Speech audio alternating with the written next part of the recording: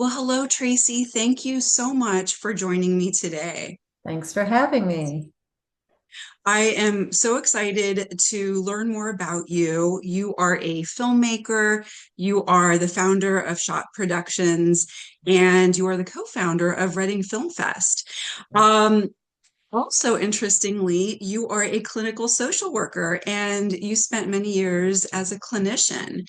And so I find your background quite fascinating. And I thought that could kind of lead into my first question, which is, do you find any parts of your clinical self that's moved with you behind the camera? The clinical self never leaves you. You know, when I was actually supervising graduate social work students while I was going back to school for video production. And one of my students said to me, "Do you mean this means you're not going to be a social worker anymore?" And I said, being a social worker is not about what you do, it's about who you are. That um, person that became a social worker when I was in my early 20s has never left me. It really does permeate everything I do.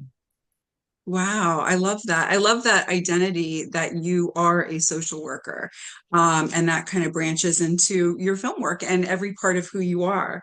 Yeah. Can you talk a little bit about how you see that identity as a social worker emerge in your films? Well, recently I was at the National Conference for Social Workers in DC, and I had presented there a couple of times before, and I was there with my latest film that I did with Santo Marabella, who's also a social worker.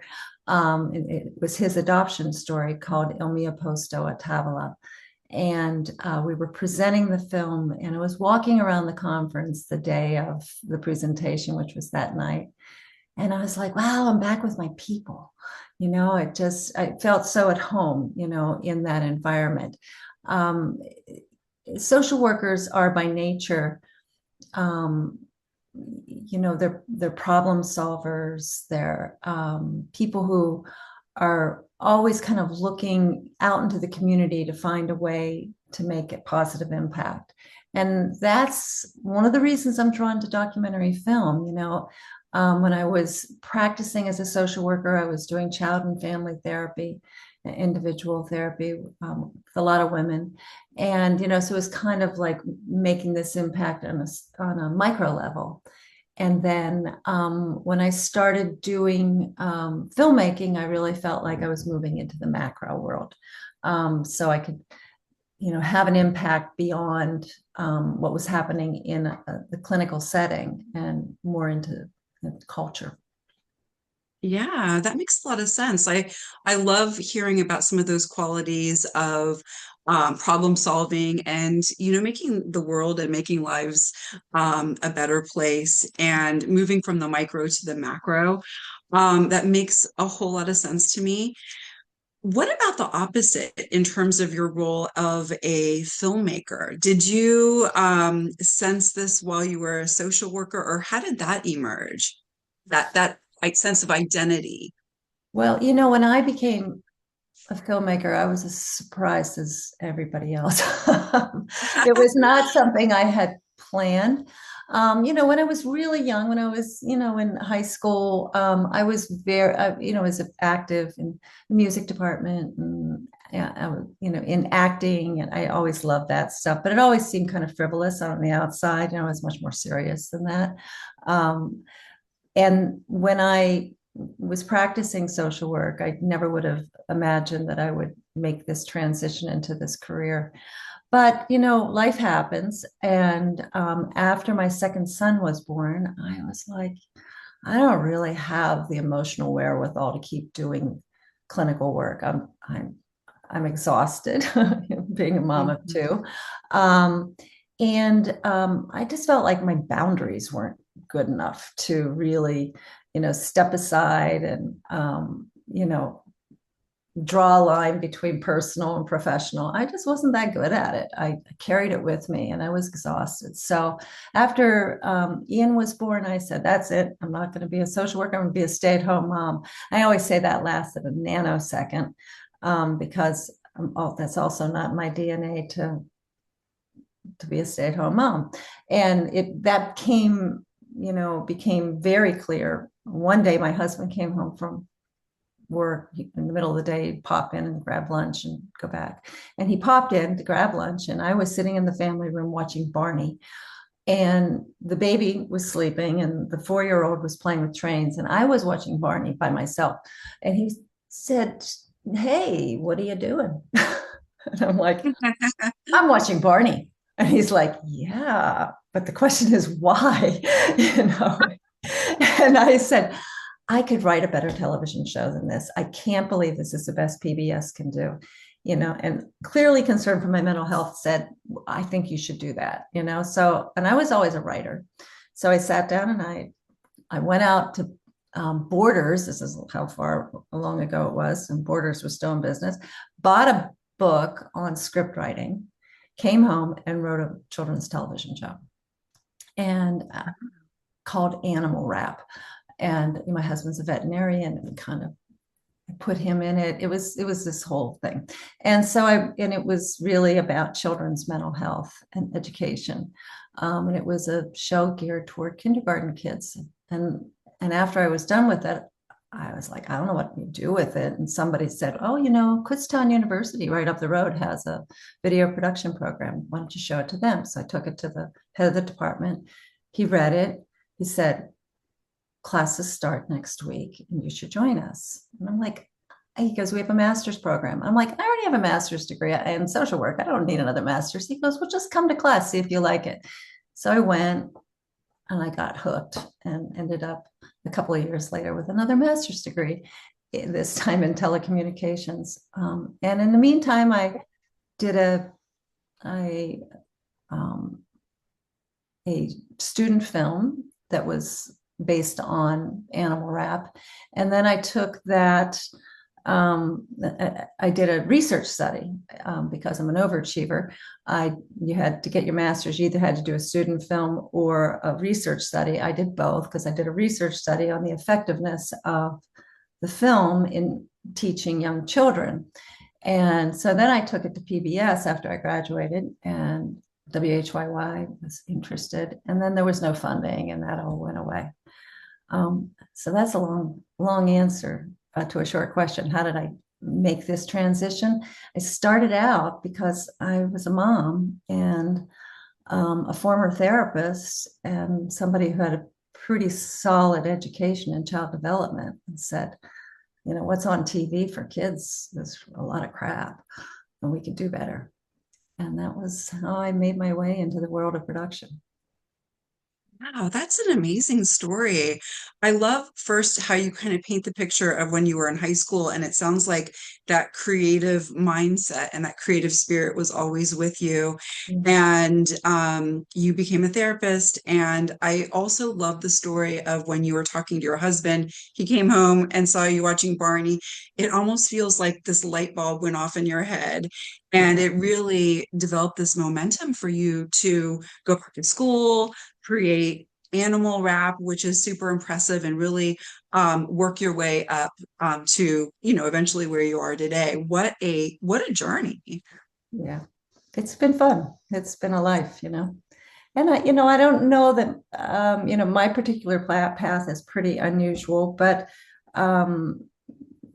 lots of people have really interesting journeys in life. And when you're young, you think it's going one way, and then life brings you someplace else. And I mean, I know lots of people who, knew what they wanted when they were 15 and drew a straight line. My husband's Mm-hmm. one of those people, did it Mm-hmm. completely, he knew when he was 15 years old, he wanted to be a veterinarian, and, he spent a career taking care of people's Mm-hmm. animals. And that, and that was always very impressive to me, because I was always looking for the next thing.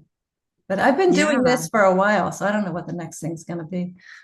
Oh, wow. I love that. I love that visual of how some people's line is straight, like your husband's, and some are kind of zigzagged. And I'd love to hear more about maybe your thoughts about next chapter. But let's turn to something you said that I thought was really intriguing. You talked about how exhausting it was as, you're a stay-at-home mom and as a therapist, the emotional exhaustion of carrying the pain of others and the boundaries that are required for that, which certainly is such a strong staple of that profession.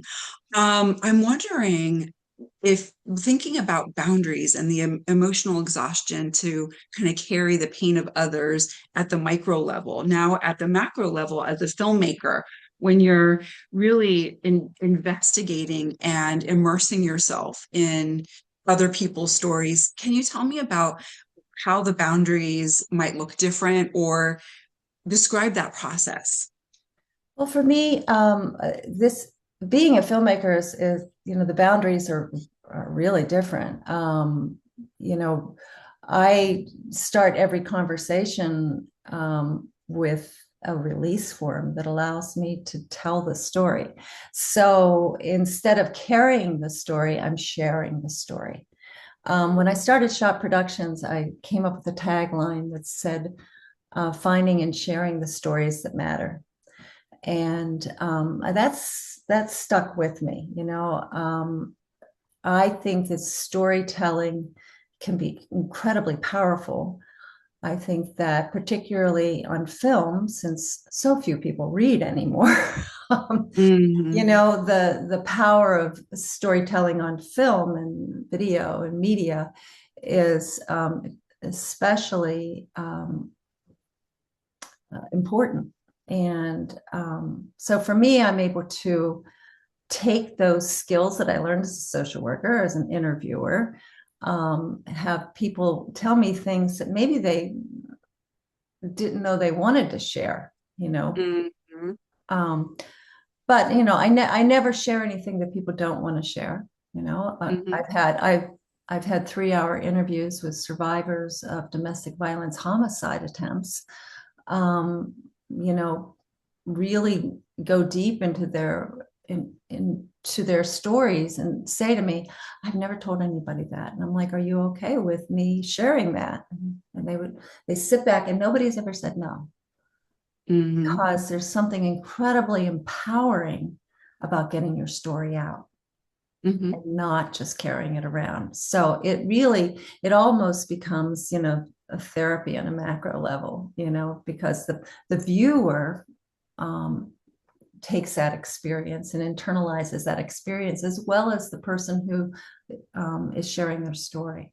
So it's almost kind of like flipping therapy on its head, and doing it backwards. But I think it's effective. Yeah. Oh, absolutely. I love the parallels that you're drawing between therapy and filmmaking and even those words carrying to sharing. And it's interesting because when you first said carrying to sharing, I thought you were referring to you as the filmmaker carrying in confidentiality your client's stories, and now you're sharing as a filmmaker in the world. And perhaps that is what you meant, but you also talked about the sharing element for the people in your documentary films and how cathartic it is for them. So, can you talk a little bit about the sharing piece, both for you, what that means for you, and for the folks that you work with? Well, I think that when people entrust you to tell their story in film, it's a responsibility I take very seriously. So before I turn cameras on, hook the microphone up, do any of that stuff, I spend a lot of time talking with people that I put on camera, and I get to know their stories. I do research about whatever that topic is. My first documentary film was about intimate partner homicide during pregnancy. And it was a really heavy subject. As a social worker, I thought I was pretty well informed. But when I dove into the research, I realized that was something that my training never touched on. Um, and my most recent documentary is about adoption. And, as a social worker, you kind of like there's this picture painted that adoption is like, oh, the panacea, the fixer of problems. And it's not. It's, it is and it isn't, and most adoptees carry the baggage of needing to be grateful along with feeling resentful and hurt that they were abandoned, right? So these are things I didn't know prior to doing these films, but I got really deep and learned more about them. And then I learned from the people that I interview. And I always do pre-interviews before I put people on camera to know what I want to ask them. Didn't really understand their story and figure out what elements of their story need to be highlighted in order to reach the goals of the film. But also to make them more comfortable with me, so that when the cameras go on, they can forget about the camera and just engage with me. So yeah, it's a process, and I really love it. I mean, it's really it's really a privilege to be able to tell these stories this way. Yeah, that's a really beautiful sentiment. I love the integrity that you have in terms of your process for talking to each individual before the camera starts rolling, letting them know or letting them know that they have agency in terms of what they want to share, what they don't want to share. And I also really value what you're saying in terms of how much of a learning curve it is for you as you get to take a deep dive into these topics. Um, can you tell me a little bit about what drew you to the topics that you just described of IPV, interpartner violence, and adoption? These subjects came to me. I didn't go looking for them. Mm, So the film, Finding Jen's Voice, about intimate partner homicide, uh, a friend of mine's niece had been murdered by her married boyfriend after he found out she was pregnant. And so she called me on the way to Jen's funeral and told me this story and said, I feel like, she goes, I just have this very strong feeling that we need to tell this story. And my first response was, I don't do crime. That's not really my thing. But I was on the phone with her and I Googled pregnancy and homicide. And the statistics study came up showing homicide is the leading cause of death during pregnancy. And I was like, what? Wait, this makes no sense. And so you know, um, I said, okay, maybe there's something here. And it took me quite a bit of research to come around to realizing this was about power and control and it was domestic violence. I didn't start there with that film, you know, mhm. it took me a while to get there. The film about adoption is, I did because it's one of my best friend's stories. And he came to me and said, I want to tell my story and he was born in Italy. He said, I want to go back to Italy. I want to tell this story in a documentary film. Will you do it? I, I don't think I've ever said no to Santos. So I said yes. And it's a great film and one I'm very proud of. Let me just do something.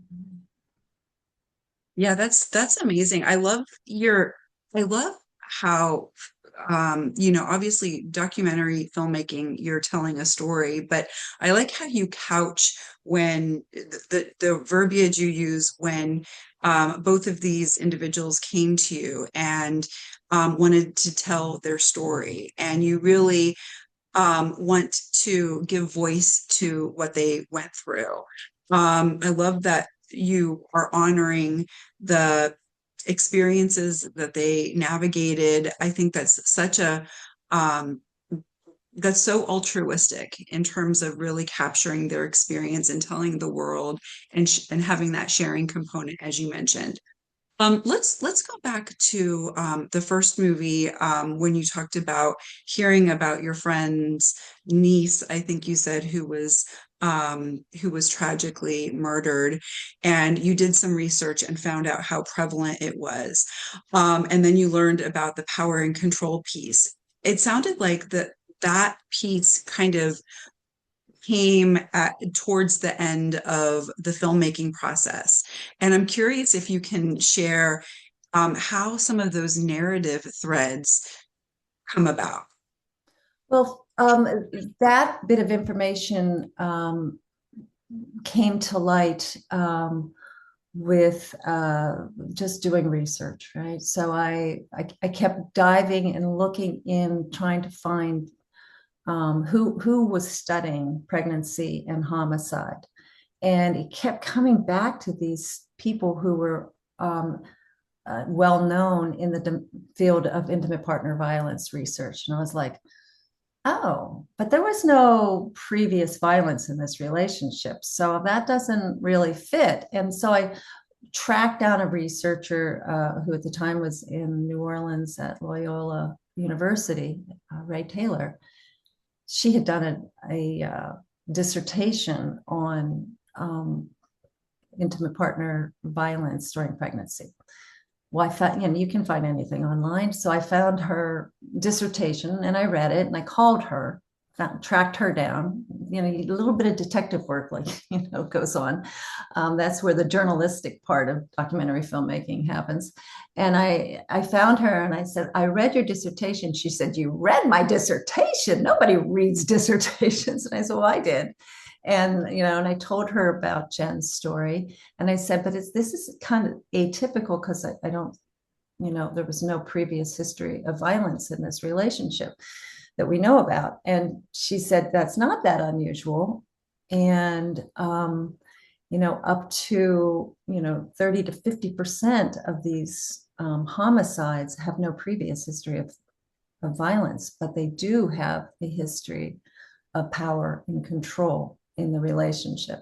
So this happened probably 2 years. It took me 4 years to make Finding Jen's Voice. And I was about 2 years into it when I met Ray Taylor. And I was like, oh, now I get it.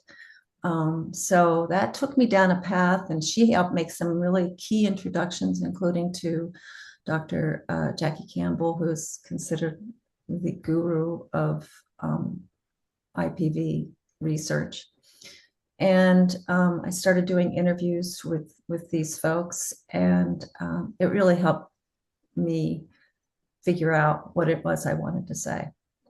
And the final piece of the filming actually was finding these 11 survivors of homicide attempts who were in the film. And they really made it all make sense because they brought their own personal experiences, which were all very different, and yet the women were different, their stories were different, but when their descriptions of their abusers were all the same. And it painted a picture that that really helped me understand the dynamic. And I spent about 10 years in that world. Wow. We started that film in 2011, right after Jen was murdered. We released it in 2015, and right up through the end of 2021 into 2022, I was actively using the film as an educational resource, primarily with police, parole, domestic violence advocates, and people who were working directly with victims, and spent a lot of time just doing the educational piece and using the film in that way. That's remarkable. And I love that you were able to really showcase Jen's voice and story, but also through all your research, it almost is like to circle back to something you said earlier, that people don't read a lot. And now you're providing this snapshot of research in an engaging filmmaking way to really serve the public and make them informed on this matter. Yeah, and during COVID, there were plans for various releases. I partnered with a company actually out of India, and we created a website called Voices for Change, and we used that platform for broadcasting podcasts. We created an international webinar that we did half a dozen webinars over the course of a year, and brought in experts and survivors to talk about various subjects. And one of the things that we know that happened during COVID was intimate partner violence and homicide spiked. It really went up because you have all these people, with very limited resources and ability to leave. They were really, stuck in a home with their abusers, with no way out. So it was a really intense time. Yeah, And it was absolutely. intense, of course, for the whole world. And I kept I was writing blogs and that sort of thing. And I kept trying to draw parallels. But you know how bad it feels to be stuck in your house? Now imagine being stuck in your house with somebody who's trying to kill you Mhm. on any given moment. Um, you know, trying to create empathy but it's hard. People don't want to think about intimate partner violence. There's a lot of victim blaming that goes on, Mhm. and a lot of denial that the statistics are real. Mhm.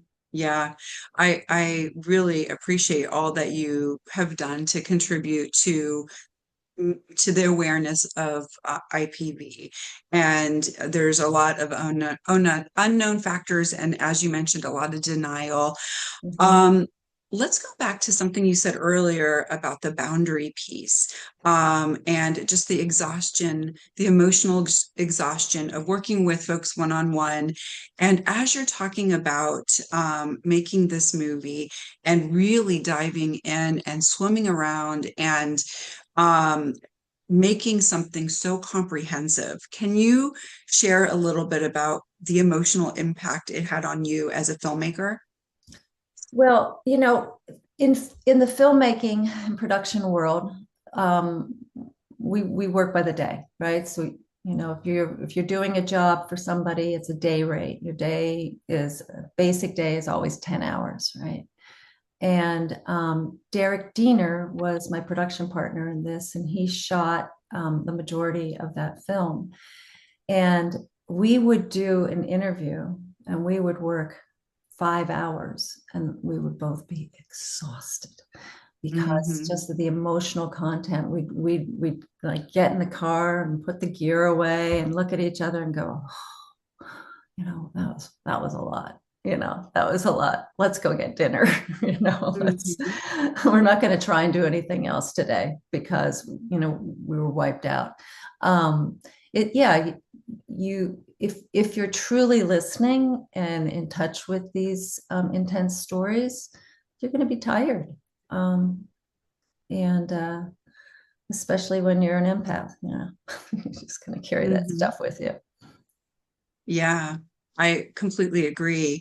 Do you feel like being an empath affects the projects that you gravitate towards?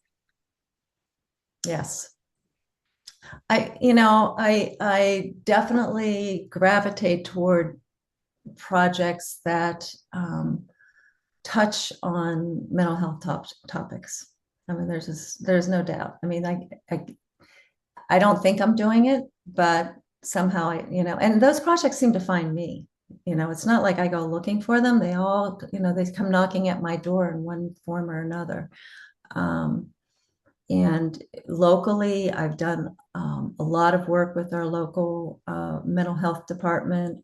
I've done a lot of suicide prevention videos and television commercials. That kind of work just it keeps coming my way. because I think the connection's there, and people know that I can tell that story sensitively. Yeah, I like the way you've said a couple times that the work finds you, and it makes sense with your background and your connections and your ability to really empathize and tell the stories that are so deep and meaningful. Can you tell me about stories that come to you, and do you have a vetting process in terms of what really sticks when a story comes to you, and maybe what doesn't resonate as much?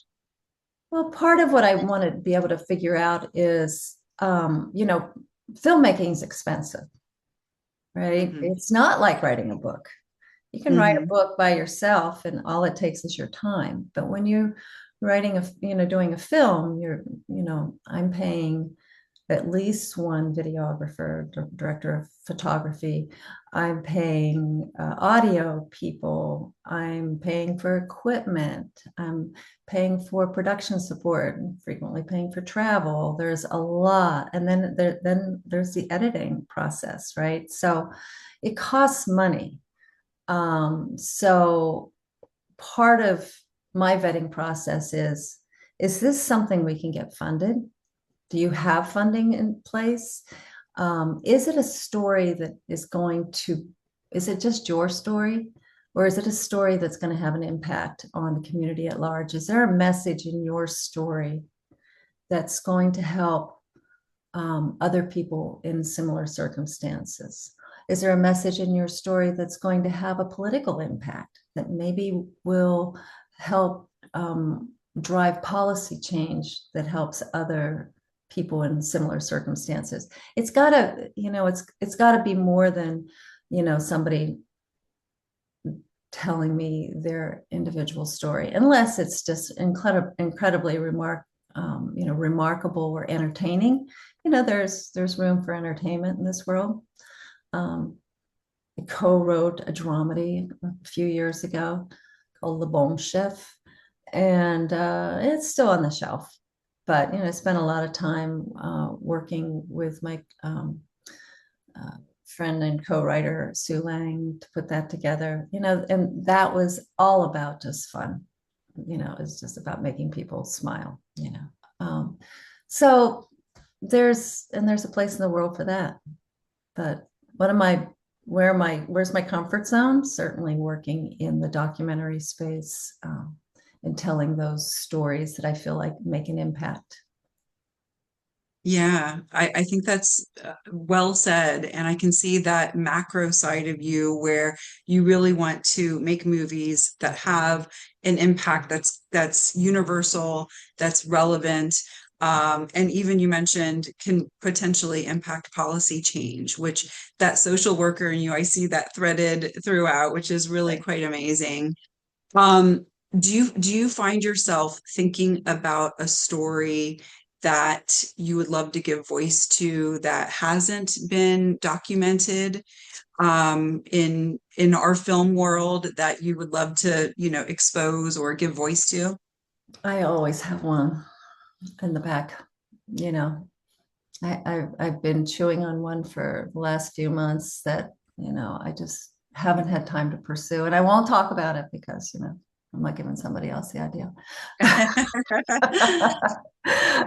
um, but yeah, there are those kind of like fantasy jobs that take you places that you might not be able to get to go without the work, or there are lots of things that draw draw me to a story. And Hmm.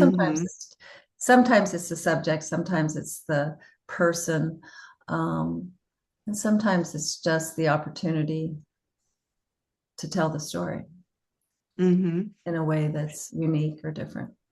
Yeah. What do you like to watch as an audience member? What kind of films do you gravitate towards? I gravitate towards films that make me laugh, smile. The other night, my husband and I watched As Good as It Gets, and it was probably the fourth time I've watched that movie. maybe more. I mean, it's just, a feel good, you know, movie about relationships that's funny and, makes you laugh. But Mhm. I do like that dramedy uh, place because it's not silly slapstick comedy, I have to be in a certain mood for, but dramedy is a different place, I, it takes you into real human stories, but they're not taking themselves too seriously. So it's kind of fun. Mhm. It's escapism Yeah. for me. And when Yeah. I go to the movies, I do like to escape, you know. Mhm. Um, when my kids were young, we saw every Star Wars movie in the theater. We saw every Lord of the Rings, like that fantasy world take you to a different place. Love that stuff. It's really fun. Good and Yeah. evil, just like no nuance there. We know who the good guys are. We know who the bad guys are. It's fun, Mhm. you know. Yeah. Yeah, you use the word escapism, and I agree that that's a really important quality that movies can provide. Yeah. Um, you mentioned making a drama, I think you labeled it a dramedy, a drama and comedy. Um, and it sounds like that might have been a slight outlier for you in terms of the normal genre that you film. Yeah. Can you go back, since you enjoy dramedies and comedies and escapism, can you talk a little bit about that movie you made and what inspired it and what your thoughts are about making something that might not be your normal genre? Well, I never made that movie. I just wrote it, co-wrote it. And we spent several years in development. Now, it's a lot easier to fund a documentary film than a feature film because the Mm, budgets are so much bigger, right? I hmm. mean, the budget, the bottom line budget for Le Bon Chef was like $3 million. You know, you can make a documentary film for under 200,000. Big, Wow. big difference in fundraising, right? And I live in Leesport, Pennsylvania. Hmm. I do not live in Hollywood. I do not live Hmm. in New York. So I don't have those connections to the really big money. And so we were trying to produce it independently and trying finding investors and you know, really ran out of steam on it. It just wasn't and the thing about a feature film, right? In order to get the really, deep pocket investors, you need to have the talent that will draw people to the film. There's a picture you can put on the poster that, will sell the film, right? Because people go to the movies to see somebody they know as opposed to all unknown actors. Well, to get the actor, you have to have the investor. So it's a Hmm. chicken or egg proposition. And it's hard. It's really hard. And we worked with a producer who was trying to help us make that connection. A lot of people who read the script loved it, thought it was such a fun concept. But it just wasn't its time. So, the I keep paying taxes on the LLC, and it's still sitting on the shelf, and that's the reality of filmmaking. A lot of producers have multiple projects sitting on the shelf, waiting for the right investor, waiting for the right talent, waiting for the right moment in time where the film is going to make it. But feature films take, a long time to produce. So even if somebody, dropped in my lap tomorrow and said, hey, I have $3 million for your film. Let's go find talent who's going to act in it. And, it's still going to be 2 years before you're going to see it, right? These things, it's a long-term commitment and investment. So, yeah, it it's it's still hanging out there.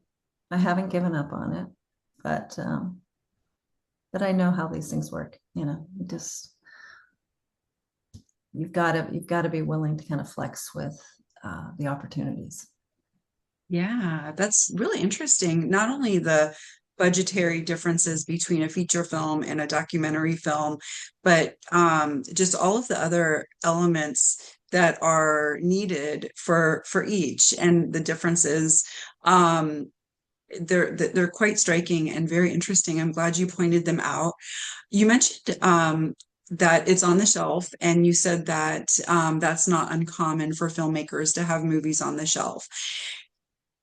What does that feel like to have movies on the shelf? It seems like it might be kind of promising, but also, is there frustration there to know that you have this project and it hasn't yet found maybe a home? Or tell me a little bit about having projects on the shelf. Well, I still have my very first project on this shelf, you know. Hmm. Animal Hmm. Rap. Animal Rap was a Oh good yeah. concept. It was well researched. There are things I would do differently than what I did as a student filmmaker, but it's still on the shelf. And I have a good friend who saw the very original student film, and I just saw him a month ago or so, and he's like, when are we taking Animal Rap off the shelf? Like, let's Mhm. do it. Let's do that show, and um, you know, and in the days of Miss Rachel, and like the craziness of children's television media world, um, that one might just be past its prime, you know. Mm. Um, my I'll never forget my son saying to me, have you heard of Miss Rachel? Because I have two grandchildren. And I said, nope. He goes, you're not gonna like it, Mom. Mm.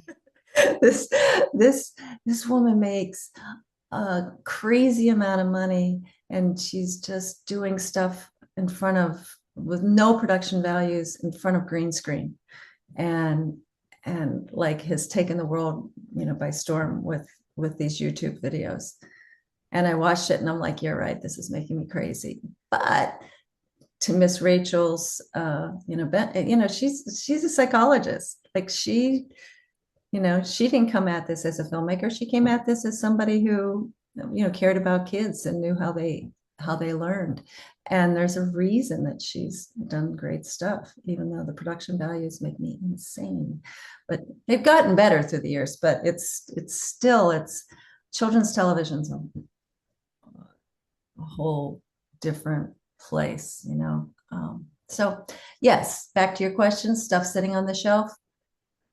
Yeah, it's the nature of the game. And Mhm. at some point, I'm either going to dust it off and take it off the shelf and shine it up and put it in front of people, or I'm just going to, put it in a box and say, yeah, so Yeah, and that I feels learned like so something from much. each of these things. Each of these projects, I learned I learned a lot about the business. Yeah. I learned a lot about the subject matter. I learned stuff about myself. It's an interesting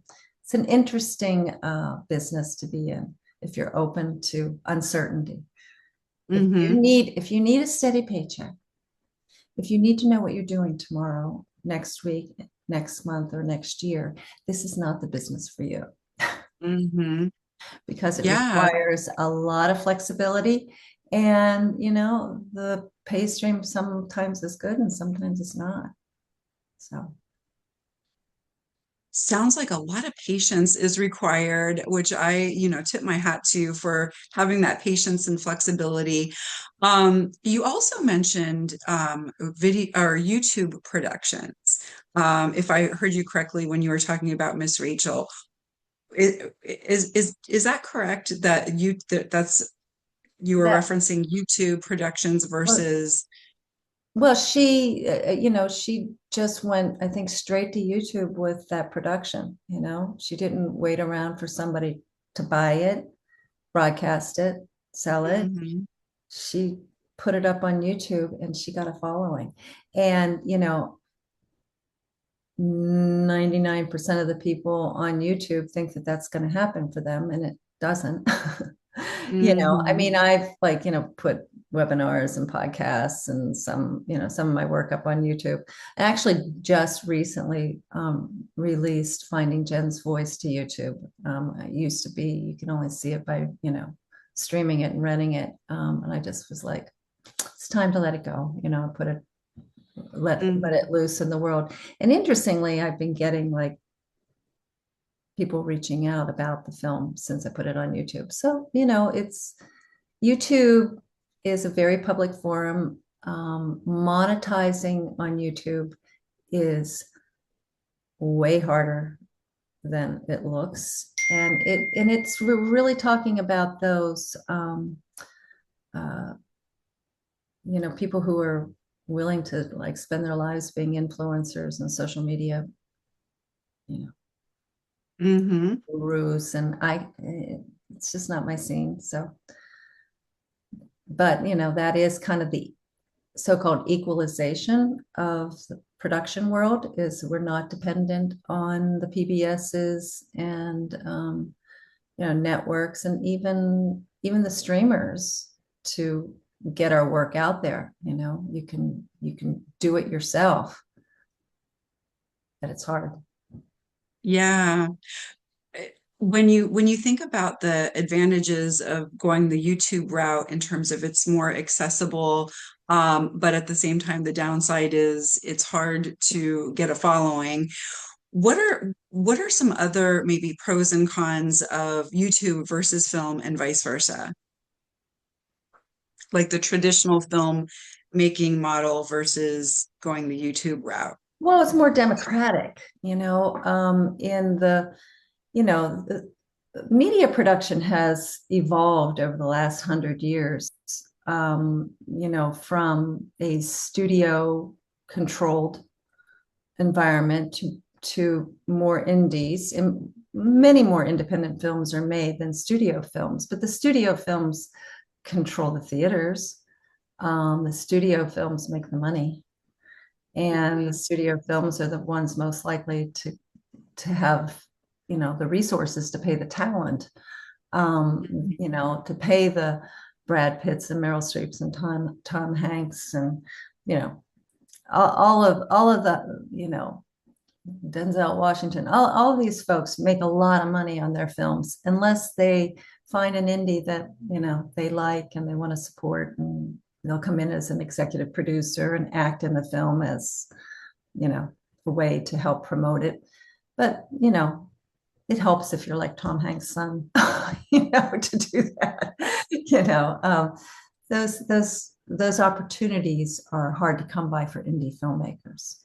So where do Mhm. indie filmmakers show their films? Most of them try to get on the film festival network. So I'm going to segue to that, right? So there are thousands of film festivals around the world. And in 2015, Santa Marabella and I decided to start one in Reading, and that was Reading Film Fest. And we're a small indie film festival, but it's grown, and we've gotten more and more filmmakers who know about us and come back every year. I was in New York last year at a conference, and was asking a question and introduced myself as I am board president of Reading Film Office, and somebody went, Reading Film Fest. I've heard, and I had three people turn around in this audience and say, I know Reading Film Fest. What a great festival. That was like huge, for me, because there's a lot of festivals, there's a lot of competition out there. And so, for filmmakers, when you go to a festival, it's your opportunity to show your work. It's your opportunity to network with other filmmakers. And it's your opportunity to possibly find somebody who's going to help further your distribution efforts beyond the festival world. So film festivals are really important for the independent film market because you're not going to get that theatrical release. Some do. Some go from festivals to theatrical releases. but they usually have a big star if it's affiliated with them to get into the Mhm. theater. That's a hard thing to do. Um, so festivals become kind of the heartbeat of the indie filmmaker world. And it's been really fun to be a part of that over the last 12 years. Um, Yeah, I think that's amazing that it's such a heartbeat for indie filmmakers, and you developed Reading Film Fest to really showcase talent. yeah. Can you talk a little bit about what filmmakers you've worked with through that venue have looked like, and how they maybe onboard through you, and what their career trajectory looks like? So it's really variable. Every year we have films from Iran, which when in the middle of a war to be, showing films Mhm. from the country you're at war with, that's kind of really an unusual opportunity for our community to kind of see the other side. Mhm. And film festivals for a community really give the viewers an insight into worlds that you're not going to find in the theater or even on YouTube, right? It takes a lot of digging. In our film festival, we just completed our programming for this year's festival. We've got, I think we've got three films from Iran. Uh, we've got we've got films from all over, right? Mexico. I can't remember them all. But we've got over 60 films. Most of them are shorts, but they all kind of give a different perspective on the world. And we're talking, we've got a few features, we've got documentary films that talk about immigration. We're bringing in a special screening of Misrepresentation Rise Up, which is a film about media and women, um, and how social media, particularly, and AI are being weaponized against women, particularly women in politics, and to silence, um, you know, a whole gender. So we're bringing that film in along with speakers to talk about, you know, and honestly, the films are great, but usually the most interesting part is the panel discussion that happens afterward, whether it's a local panel or filmmakers who come in and talk about the making of their films and what drove them there. And so we work really hard to get filmmakers to come to our festival. And usually about 65 to 75% of the films are all represented by a filmmaker who's coming in. Um, so we support them to come in to the festival. And, I've always said that, a film festival without filmmakers is just going to the movies. Mhm. What's really fun for the audience is to meet the person who made the film that you really like and to be able to pull them aside and say, hey, let me buy you a drink. I want to talk to you about more about your film. And, there's nothing that a filmmaker likes more than to talk about their film. And so they're Yeah. really happy to have that conversation. That's amazing. I love hearing about both, to use kind of the words you introduced at the beginning, the micro and the macro elements. The micro, the engaging interaction between filmmakers and audiences. That sounds really special. But also just hearing about, you mentioned earlier, the political impact of really being infused into movies, which is quite remarkable, and which you just gave voice to now. And so I think that's really telling. I see that social work thread continuing to really stay alive and vibrant in you through your both you as a filmmaker, but also as the co-founder of the Reading Film Fest. Well, it is. It it's really about community. And Hmm. Reading has a very vibrant arts community. We have a building film community. Every year we have more filmmakers that are born and bred in Berks County or close by. There's a lot of filmmaking taking place in Lancaster County, and we're partnering with them as well. Remember, the film festival grew out of the film office, which has been around now for 20 years in various states of activity. But the film office was born to encourage filmmakers to come to Reading and Berks County to shoot their films. So what a film office does is it promotes the location. And in the last couple of years, we've been to the American Film Market. We've done a location expo with location scouts. We do things to get people to get their eyes on the location assets in our community, which are significant. You can shoot in Reading and get a lot of different looks, that most communities don't offer. So we show that, but we also, once films come, we provide production support. We help them. This past weekend, the MLB network was in town to do a special on the Reading films of Reading Phillies. And so, help them find some crew, help them find some locations, help connect them to people in the community. Like those are the purposes of a film office, is to encourage people to come. And we don't charge for those services. Why we do it is because it has a direct economic impact on our community.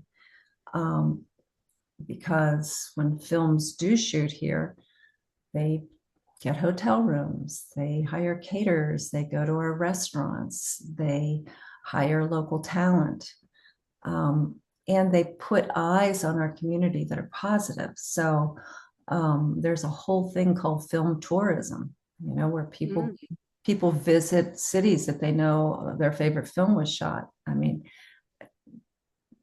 talk to people in New Zealand. I mean, they created a whole film tourism around the Lord of the Rings. Yes. You get a big film in your community. It brings tourists because they want to see it. They want to see it with their own eyes because their favorite movie was shot there. So these are the goals of the film office, and we started the film festival just to bring filmmakers to town. I mean, that's where we started, Yeah. What an interesting lineage. And, I love your emphasis on community in terms of not only the supports that are provided, but also the showcasing of Reading and, the beauty of Reading and the different aspects of the area, but also the opportunities that are provided to Reading through filmmaking. And it feels multifunctional to involve oneself in would you call it film tourism? I've not heard that word, but that's really interesting to me. Yeah, it's a really interesting thought to, and one of the things I really have done is worked with our local government representatives to help educate them to see the potential to our community. And there's a lot of the buzzword these days is creative placemaking, right? Where you use the arts to create a place where people want to live and work, and businesses want to start a new business, right? So there's that whole piece of it, but there's also this whole idea of the economics of filmmaking, right? Communities that have embraced filmmaking as a key part of their economy have exploded. In places like Albuquerque and Atlanta, there are more films made in Atlanta than Hollywood. Wow. And that's because Atlanta has very generous tax credits, and they invested and built a film community there. So there's a ton of crew. There's a whole bunch of studios, and people don't go to Georgia for like the location. They go to Georgia because there's a lot of studios there that have the infrastructure for film, for big films, and they've cashed in on it. So, Mhm. when you look at the economy, Reading, built its economy initially on agriculture and then on making stuff, lots of stuff, like textiles and steel and cars, and lots of stuff has been made here over the years. And of course, Reading Railroad, which in the 1800s was the most profitable corporation in the world. And so, what happened when all of that prosperity was here? There were a lot of beautiful homes built, and a lot of money went into the architecture across the city and and the county. So we've got like these beautiful architectural assets. We don't have those industries anymore.